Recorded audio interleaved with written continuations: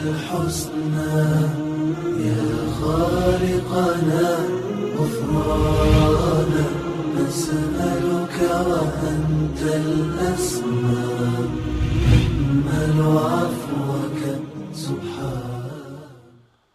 اعوذ باللہ من الشیطان الرجیم. بسم اللہ الرحمن الرحیم. الحمد للہ رب العالمین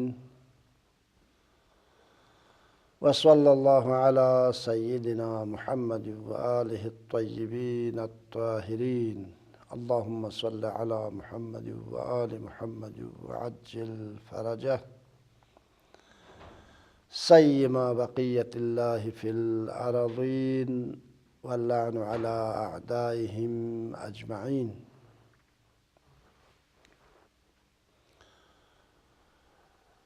اصول عقائد کے حوالے سے گفتگو ہو رہی تھی، اور جیسا کہ آپ حضرات کے علم میں ہیں، ہم نے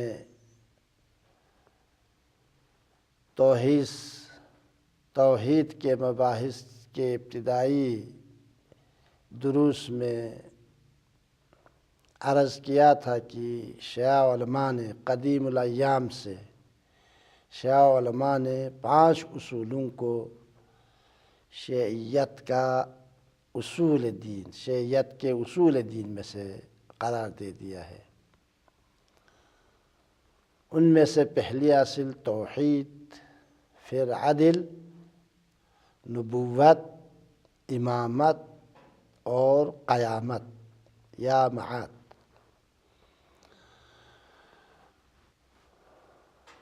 پچھلے دروس میں توحید اور عدل کے حوالے سے ہم نے تفصیلی گفتگو کی، اور انشاءاللہ آج کے بعد نبوت کے حوالے سے ہم گفتگو کریں گے. یعنی اصول دین میں سے تیسری اصل نبوت ہے، اور نبوت کے حوالے سے انشاءاللہ آج کے درس میں اور آج کے بعد والے دروس میں ہم نبوت کے حوالے سے گفتگو کریں گے. لہذا آج کے سبق اور درس کا عنوان ہے نبوت. نبوت کے 2 بنیادی مباحث ہیں، ایک نبوت عامہ اور ایک نبوت خاصہ. علماء اور متکلمین نے، اسلامی مفکرین نے، علم کلام کے ماہرین نے نبوت کی بحث کو 2 حصوں میں تقسیم کیا ہے. ایک بحث نبوت عامہ اور دوسرا نبوت خاصہ.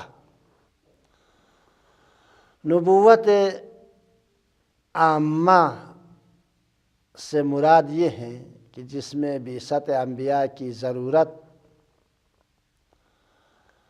انبیاء کے مقاصد، انبیاء کے پہچان اور شناخت کا طریقہ، اور انبیاء کی بعثت کے اہداف، یہ مباحث نبوت عامہ کے مباحث میں سے ہیں، اور انشاءاللہ آج ہم نبوت عامہ پر گفتگو کریں گے. لہذا آج کے درس کا عنوان ہے نبوت، اور یہ کلی عنوان، اور جزئی عنوان ہے نبوت عامہ. جیسا کہ عرض ہوا، بعثت انبیاء اور انسان کی ہدایت کے لیے وحی اور قانون الہی، اور بعثت انبیاء کی ضرورت، اغراض و مقاصد، یہ مباحث نبوت عامہ کے مباحث میں سے. تو سب سے پہلی بحث نبوت عامہ کے حوالے سے انسان کو وحی اور انبیاء کی ضرورت کی بحث ہے. کیوں نبی آئیں خدا کی طرف سے، اور کیوں وحی نازل کرے خداوند متعال انبیاء پر. وحی اور انبیاء کی بعثت کیوں ضروری ہے؟ یہ ایک بنیادی سوال ہے نبوت عامہ کی بحث میں. وحی اور نبوت کی ضرورت اور بعثت انبیاء کی ضرورت کے حوالے سے علماء نے متعدد دلائل پیش کیے ہیں. ان میں سے ہم یہاں پر مختصر طور پر ان میں سے بعض دلائل کو بیان کرتے ہیں. انسان کو وحی اور بعثت انبیاء کی کیا ضرورت ہے؟ کیوں وحی اور کیوں انبیاء مبعوث کریں اور وحی کیوں نازل کریں انبیاء پر؟ جیسا کہ عرض ہوا، وحی اور نبوت کی ضرورت کے اس بات کے لیے البتہ ائمہ رسول اللہ صلی اللہ علیہ وآلہ وسلم اور ائمہ طاہرین کے ارشادات اور فرامین کی روشنی میں علماء اسلام نے اور خصوصاً متکلمین نے، علم کلام کے ماہرین نے چند دلائل اور چند دلیلیں پیش کی ہیں. ان میں سے پہلی دلیل یہ ہے کہ مخلوقات کی حقیقت اور مقصد تخلیق کو پہچاننے کے لیے وحی اور انبیاء کی بعثت ضروری ہے. اور کامیابی اور سعادت تک کس طرح پہنچیں گے؟ یہ دوسرا سوال. اور اگر کوئی کامیابی تک پہنچنے کے لیے کوئی راہ مشخص ہو، راستہ معین ہو، تو کس طرح سے وہ راستہ طے کریں تاکہ ہم اپنے منزل مقصود تک پہنچ جائیں؟ یہ دوسرا نکتہ. تیسرا نکتہ یہ ہے کہ آیا انسان کی زندگی اسی دنیا تک محدود ہے یا موت کے بعد بھی کوئی اور زندگی ہے، یا دوسرے لفظوں میں مرنے کے بعد کیا ہوگا؟ موت یقینی ہے، ہمارے سامنے ہے، تجربے سے ثابت شدہ چیز ہے. لیکن یہ کہ مرنے کے بعد کیا ہوگا؟ کیا موت فنا ہے یا کسی دوسری زندگی کا مقدمہ اور تمہید ہے؟ اگر دوسری زندگی کے لیے مقدمہ ہے تو موت کے بعد کی زندگی کیسی ہوگی؟ ان سارے سوالوں کے جواب دینے کے لیے ضروری ہے کہ خداوند متعال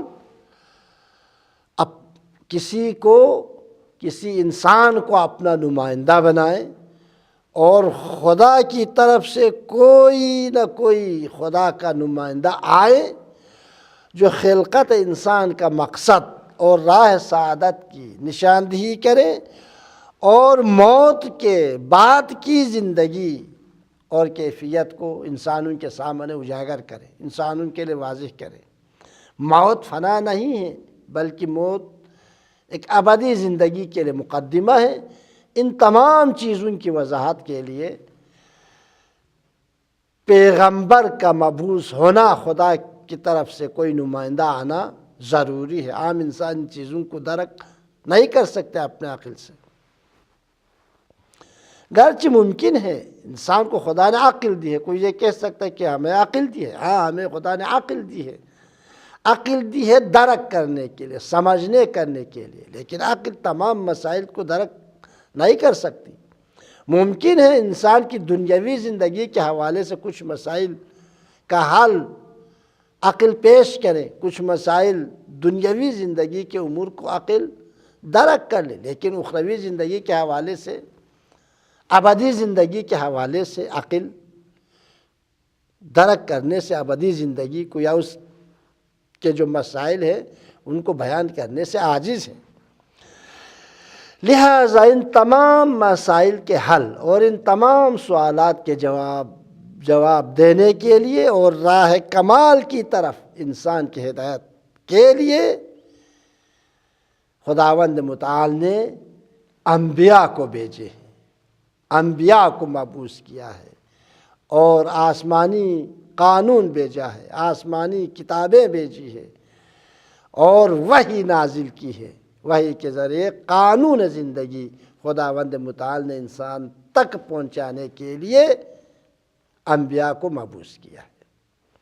چنانچہ حضرت امام جعفر صادق علیہ السلام اور حضرت امام موسیٰ ابن جعفر علیہ السلام کے مشہور شاگرد اور صحابی جناب ہشام ابن حکم کہتے ہیں کہ ایک لامذہب اور دہری اور کمیونسٹ عقیدہ رکھنے والے شخص نے حضرت امام جعفر صادق علیہ السلام سے سوال کیا من این اثبت الانبیاء والرسل، امام جعفر صادق علیہ السلام سے پوچھا آپ کس طرح سے انبیاء کی بعثت کی ضرورت کو ثابت کریں گے؟ انبیاء کا مبعوث ہونا کیوں ضروری ہے؟ اگر ضروری ہے تو آپ کس طرح سے ثابت کریں گے اس کی ضرورت کو؟ اس پر کیا دلیل ہے؟ تو قال علیہ السلام، حضرت امام جعفر صادق علیہ السلام نے فرمایا انہو اثبتنا ان لنا خالقا صانع، طولانی حدیث ہے، میں تمام عربی متن کو نہیں پڑھوں گا۔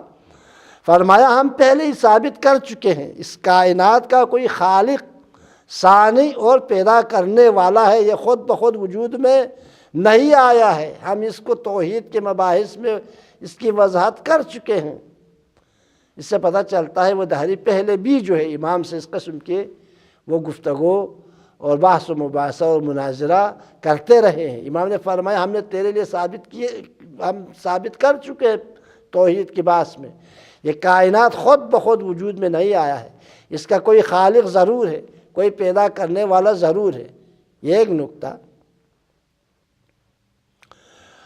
اور وہ خالق تمام مخلوقات سے افضل، عالم، دانا، توانا اور حکمت والا ہے، متعالیا عنا وعن جمیع ما خلق وکان ذلک الصانع حکیما متعالیا، سب سے عالم ہے، دانا ہے، حکمت والا ہے اور تمام مخلوقات سے افضل ہے، لیکن لم یجز ان یشاہد خلقہ ولا یلامسوہ فیباشرہم ویباشروہ ویحاجہم ویحاجوہ۔ خود انسان جو ہے، تمام انسان نہ ڈائریکٹ خدا سے واسطہ، ان کا کوئی براہ راست خدا سے واسطہ ہے، نہ وہ ڈائریکٹ خدا سے واسطہ رابطہ قائم کر سکتا ہے۔ لہذا فرماتے ہیں لہذا ثبت ان لہ سفراء فی خلق، چونکہ عام انسان ڈائریکٹ خدا سے رابطہ قائم نہیں کر سکتے، عام انسانوں کا ڈائریکٹ خدا سے رابطہ نہیں ہے اور نہیں رکھ سکتے، لہذا ادھر یہاں سے ثابت ہوتا ہے کہ خداوند متعال نے اپنی مخلوقات میں رسولوں کو خداوند متعال مبعوث کرے، جو لوگوں کے لیے ان کے فائدے کی باتیں، ہدایت کی باتیں جو ہے لوگوں کے تک پہنچائے، اور جس چیز میں لوگوں کی مصلحت ہے ان کی طرف رہنمائی کرے۔ وَهُمُ الْأَنْبِيَاءُ عَلَيْهِمُ السَّلَامُ وَصَفْوَتِهِ مِنْ خَلْقِهِ، وہی انہی کو پیغمبر کہا جاتا ہے، انہی کو خدا کا سفیر کہا جاتا ہے، انہی کو خدا کا نمائندہ کہا جاتا ہے۔ لہٰذا چونکہ خدا علیم و حکیم ہے، پہلا مقدمہ، خدا کا کوئی کام عبث اور بیہودہ نہیں ہوتا، دوسرا مقدمہ، انسان اور کائنات کی خلقت میں کوئی مقصد ہے، تیسرا مقدمہ، اور انسان براہ راست تمام مسائل میں خدا سے رابطہ نہ قائم کر سکتا ہے، اگر قائم کر بھی لے تو ہمیشہ خدا سے رابطہ قائم نہیں رکھ سکتے۔ لہٰذا خدا اور مخلوقات کے درمیان رابطے کے لیے خداوند متعال پر فرض ہے کہ کسی کو بھیجے، سفیر بھیجیں، اپنا نمائندہ بھیجیں، اپنا جانشین بھیجیں اور خلیفہ بھیجیں اس زمین پر، اور اسی سفیر، اسی نمائندہ خدا اور اسی خدا کے جانشین کا نام پیغمبر ہے۔ اور امام رضا علیہ السلام فرماتے ہیں یہی سوال آپ کس طرح ثابت کریں گے انبیاء کی بعثت کی ضرورت کو؟ تو آپ نے فرمایا چونکہ خدا جسم نہیں رکھتا، جب جسم نہیں رکھتا تو خدا دکھائی نہیں دیتا، لہٰذا لوگ براہ راست خدا سے رابطہ قائم نہیں رکھ سکتے، لہٰذا اب اس کے سوا کوئی چارہ نہیں ہے کہ خداوند متعال پیغمبروں کو مبعوث کرے، اپنا نمائندہ بھیجے، اپنا سفیر بھیجے، جو اس کے احکام اور قوانین کو اپنے بندوں تک پہنچائے اور بندوں کو نیکیوں کا حکم دے اور برائیوں سے روکے اور صراط مستقیم کی طرف ہدایت کرے اور ان کے ابدی زندگی کے لیے اور دنیاوی اور اخروی زندگی کے لیے جو چیزیں مفید ہیں، فائدہ مند ہیں، ان کو بیان کرے، اور جو چیزیں ان کی دنیاوی اور اخروی زندگی کے لیے مضر ہے، نقصان پہنچانے والی چیزیں ہیں، ان سے ان کو روکے، بتائیں اور ان سے ان کو روکیں۔ لہٰذا چونکہ خدا جسم نہیں رکھتا، عام انسان خدا کا دیدار عام انسان کے لیے ممکن نہیں ہے، چونکہ جسم نہیں رکھتا۔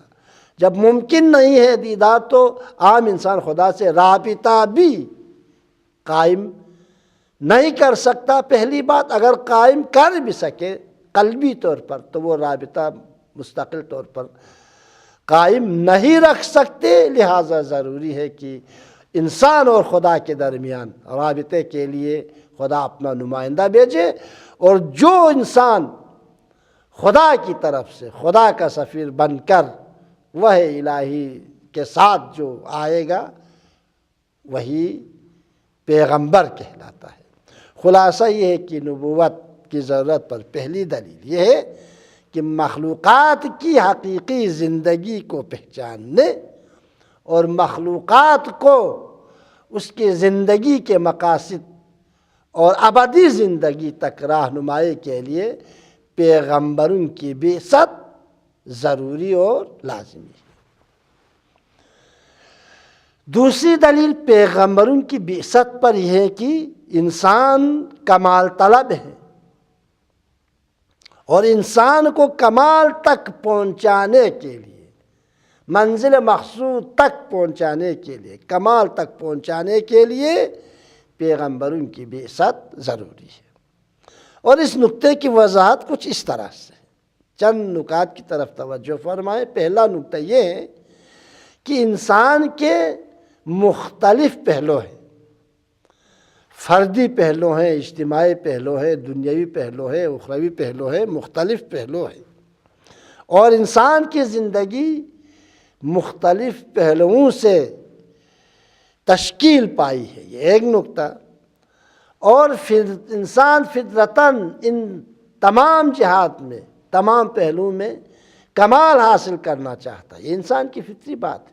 ہم دنیاوی زندگی میں وہ کمال تک پہنچنا چاہتا ہے، ہم فردی زندگی کے لحاظ سے وہ کمال تک پہنچنا چاہتا ہے، ہم اجتماعی زندگی کے حوالے سے وہ کمال تک پہنچنا چاہتا ہے، ہم اخروی زندگی کے حوالے سے وہ کمال تک پہنچنا چاہتا ہے۔ جو اس کی خلقت کا مقصد ہے، غرض خلقت کے یہ ہے، انسان کو خدا نے خلق کیا نطفے سے، ایک ضعیف چیز سے، لم یکن شیئا مذکورہ سے انسان کو خلق کیا، ایک بہت ہی ضعیف اور بہت ہی ناچیز چیز سے، کم قیمت چیز سے انسان کو خلق کیا، اور انسان کو اشرف المخلوقات کے مقام تک پہنچانے کے لیے۔ لہٰذا کمال طلبی جو انسان کی فطری بات ہے۔ دوسرا نقطہ، اور کمال واقعی تک پہنچنے کے لیے نصب العین کی ضرورت ہے، دستور العمل کی ضرورت ہے، قانون کی ضرورت ہے، پروگرام کی ضرورت ہے۔ کسی پروگرام کے بغیر، دستور العمل کے بغیر، نصب العین کے بغیر، قانون کے بغیر کمال معنی نہیں رکھتا، چاہے وہ فردی زندگی ہو، چاہے اجتماعی زندگی ہو، چاہے وہ دنیاوی زندگی ہو، چاہے اخروی زندگی ہو۔ کمال تک پہنچنے کے لیے ایک جامع قانون کی ضرورت ہے، جامع دستور العمل کی ضرورت ہے۔ یہ تیسرا نقطہ۔ چوتھا نقطہ یہ ہے کہ انسان کی عقل محدود ہے کہ وہ انسان کے منزل مقصود تک، یعنی کمال حقیقی تک پہنچانے کے لیے انسان خود سے کوئی قانون وضع کرے، نہیں کر سکتے۔ انسان کی محدود عقل ایسا جامع قانون نہیں بنا سکتا جو بشر کی ہم دنیاوی ہم اخروی زندگی کی سعادت کا ضامن ہو، اس لیے کہ انسان کے پاس نہ اتنا علم ہے اور نہ انسان کی وسعت وجودی میں اتنا وسعت پایا جاتا ہے۔ علم کی کمی اور عقل اور درک کے ضعف کی وجہ سے جامع قانون انسان کی تمام ضروریات اور تمام دنیاوی اخروی سعادت کا ضامن ہو، ایسا جامع قانون انسان نہیں بنا سکتا۔ لہذا انسان کے لیے ایسے قانون، جامع قانون بنانے والے کی ضرورت ہے۔ عقل اس بات کو درک کرتے، ایک جامع دست العمل ہو، ایک نصب العین ہو، ایک جامع پروگرام ہو، قانون ہو جس پر چل کر انسان کمال تک پہنچ سکتا ہے۔ خود انسان جو ہے وہ ایسا جامع قانون نہیں بنا سکتا تمام انسانوں کے لیے، لہذا انسان کے لیے ایک ایسے قانون بنانے والے کی ضرورت ہے جو کچھ خاص شرائط کے حامل ہو، خاص شرائط کے حامل ہو۔ مثال کے طور پر ان میں سے پہلی شرط یہ ہے کہ انسان کو مکمل طریقے سے پہچانتا ہو، انسان کے جسمی حالات سے مکمل واقف ہو، انسان کے فکری حالات سے مکمل واقف ہو، انسان کے روحی حالات سے مکمل واقف ہو، انسان کے معنوی، مادی اور معنوی حالات سے، ہر جہات سے، حتیٰ انسان کی فکر تک سے واقف ہو۔ کسی ایسی شخصیت کی ضرورت ہے، اور انسان کے تمام، خلاصہ یہ ہے کہ انسان کے تمام جسمانی، روحی اسرار اور رموز اور احساسات سے آگاہی رکھتے ہو، یہ پہلی شرط۔ دوسری شرط یہ کہ انسان کی تمام صلاحیتوں اور کمالات امکانی سے بھی آگاہ اور باخبر ہو، اور انسان کے کمالات کے راہ میں آنے والے تمام موانع اور رکاوٹوں سے بھی آگاہ ہو، اور اسی طرح شرائط کمال سے بھی مکمل واقف ہو۔ کن وسائل کے ذریعے، کن اسباب کے ذریعے انسان کمال حقیقی تک پہنچ سکتا ہے، ان تمام چیزوں سے بھی آگاہی رکھتا ہو۔ دوسرا نقطہ، تیسرا نقطہ، انسان کو کمال تک پہنچانے کے جو قواعد اور اصول ہیں ان تمام قواعد اور اصولوں سے بھی آگاہ ہو۔ اور چوتھی شرط یہ ہے کہ قانون گزار ہر قسم کی لغزش، گناہ، خطا، حتیٰ سہو نسیان سے بھی پاک و منزہ ہو۔ یہ چوتھی شرط۔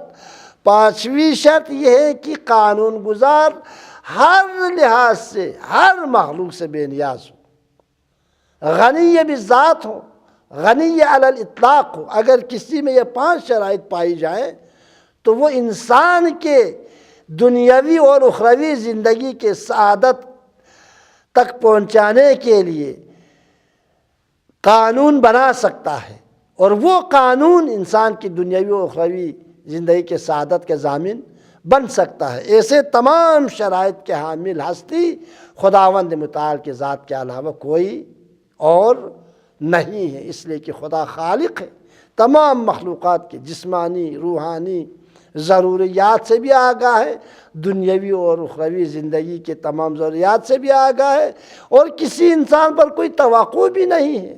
حتیٰ خطا و نسیان تو دور کی بات ہے، نیند، اونگ تک جو ہے خدا کے لیے معنی نہیں رکھتا۔ یہ سے عظیم ہستی ہے، اور ہر لحاظ سے دیکھا جائے تو وہ بے نیاز ہے۔ ان اللہ هو الغنی العلیم، ہر جہت سے بے نیاز ہے۔ لہذا انسان کی سعادت کے ضامن قانون صرف اور صرف خدا بنا سکتا ہے، یا خداوند متعال کی طرف سے کسی بندے خدا کو، کسی بندے کو اگر خدا منتخب کرے اور قانون بنانے کی اجازت دے تو وہی انسان کی تمام ضروریات کے مطابق خدا کی وحی سے اور خدا کے بنائے ہوئے قانون کو انسان تک پہنچا سکتا ہے۔ اور ایسی ہستی اور شخصیت انبیاء علیہ السلام کی شخصیتیں ہیں۔ لہٰذا صرف خداوند متعال، یا جو لوگ براہ راست خدا سے رابطہ رکھتے ہیں، قانون الہی کو ڈائریکٹ خدا سے وہ اخذ کرنے کی ان میں صلاحیت ہے، وہی لوگ جو ہے انسان کے کمال تک پہنچانے کے لیے نصب العین، دستور العمل، قانون اور پروگرام وضع کر سکتا ہے، اور وہ ہے انبیاء الہی اور خدا کے منتخب نمائندے، اور خدا کے بنائے ہوئے قانون کو انبیاء الہی خدا کے منتخب بندے انسانوں تک پہنچاتے ہیں اور انسانوں کے لیے بیان کرتے ہیں، ان قوانین کی تفسیر کرتے ہیں، اور انسان کی دنیاوی اور اخروی زندگی میں جو بھی انسان کی سعادت میں یا شقاوت میں نقش رکھتے ہیں ان تمام چیزوں کو بیان کرتے ہیں۔ اس طرح انسان کے لیے ایک جامع اور قانون اور دستور العمل پیش کرتے ہیں۔ لہٰذا ایک جامع قانون بنانے کے لیے یا ایک خدا کے بنائے ہوئے جامع قانون کو انسانوں تک پہنچانے کے لیے اور انسانی معاشرے میں ان کو اجرا کرنے کے لیے انبیاء کی بعثت کی ضرورت ہے۔ لہٰذا انبیاء خداوند متعال کی طرف سے وحی نازل ہوتی ہے، اور اس وحی کی روشنی میں اس قانون الہی کو اخذ کرتے ہیں، اور لینے کے بعد وہ اس انسانی معاشرے میں اس کو جاری کرتا ہے۔ یہاں پر ایک سوال باقی رہتا ہے، وہ یہ ہے کہ جس طرح ہم نے پہلے کہا انسان کی عقل ہر چیز کو درک نہیں کر سکتی، انسان کی تمام ضروریات کو روحانی، جسمانی اور روحانی ضروریات کو درک کرنے سے وہ عاجز ہے، لہٰذا انبیاء بھیجے ہیں خداوند متعال نے، اور انبیاء بھی جو ہے قانون کو خداوند متعال سے ہی لے لیتے ہیں وحی کے ذریعے۔ یہاں پہ ایک سوال ذہن میں آتا ہے، وہ یہ ہے اگر انبیاء بھیجنے کی کیا ضرورت تھی؟ ڈائریکٹ خداوند متعال فرد انسان پر وحی کیوں نازل نہیں کرتے؟ کیوں ہر انسان پر وحی نازل نہیں ہوتی؟ اگر خداوند متعال چاہتے، خداوند متعال کی ذات ارادہ کرتے کہ اسی قانون کو ہر فرد پر خود سے نازل کرے ڈائریکٹ مستقیم طور پر، کیوں انبیاء کو واسطہ قرار دیا خداوند متعال نے؟ کیا ضرورت تھی واسطے کے لیے انبیاء اور ائمہ اطہار کو بھیجے؟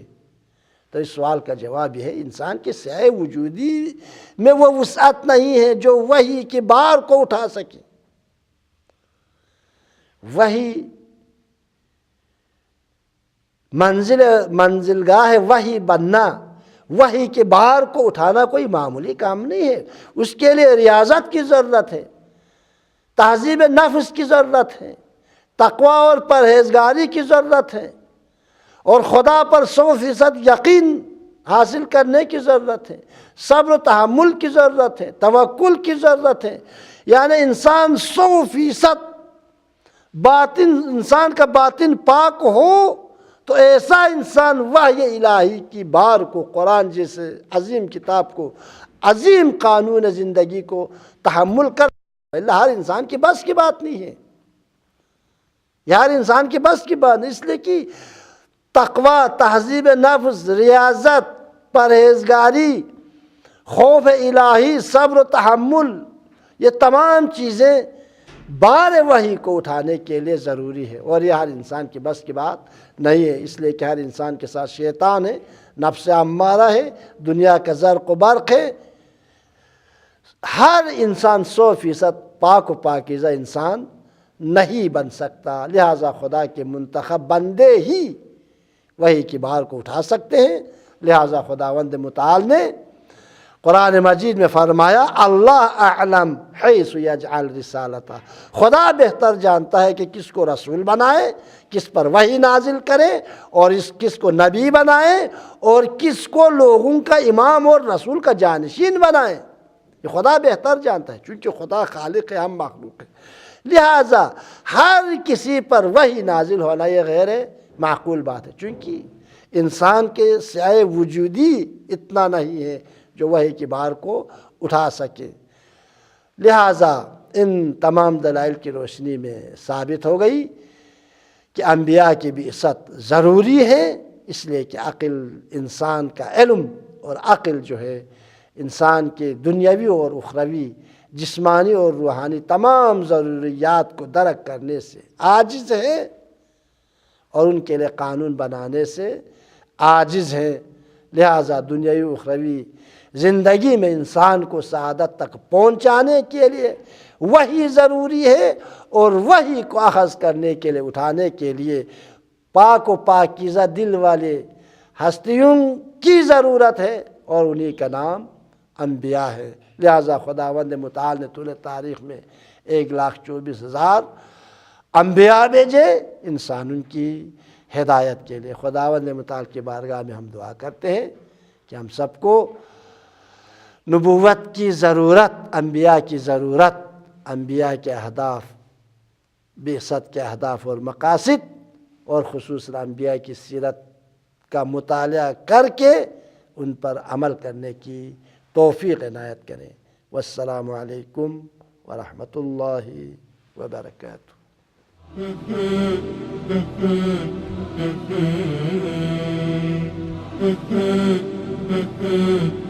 Mm-hmm.